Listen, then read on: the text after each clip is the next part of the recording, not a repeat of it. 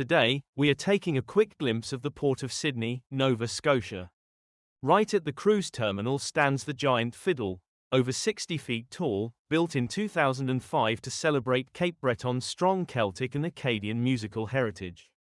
It plays as you walk around the port.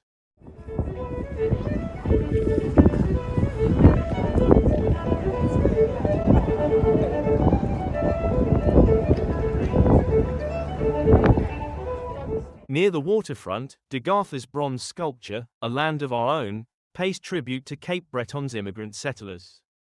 We also find an anchor that honors the Canadian Merchant Navy and Sydney's role as a vital supply port during World War II. Mariners' Park is also dedicated to these seamen, a picturesque setting right along the harbour. A modest green space, it sits within a historically significant stretch of waterfront, as it was one of the primary staging points for Allied convoys crossing the Atlantic during the war.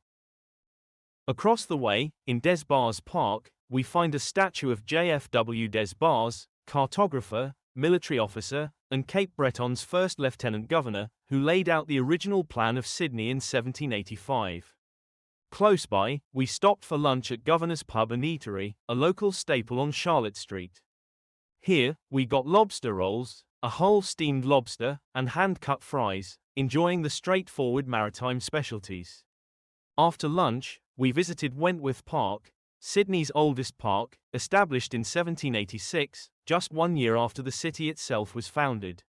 The park is built around Wentworth Creek, which forms a series of interconnected ponds running through 14.5 acres, right in the heart of the city.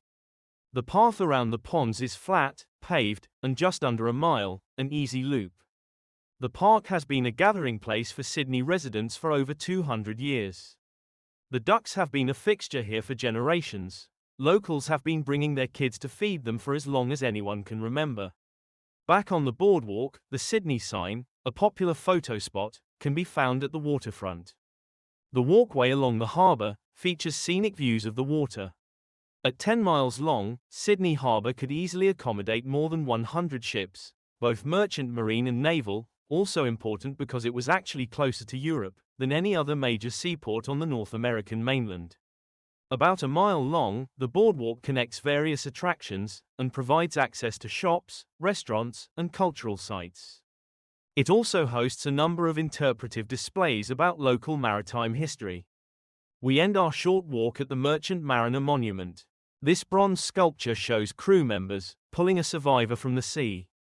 Over 177 convoys sailed from this harbour during World War II, and this monument stands for the more than 200 ships, and the men aboard them, that never came home.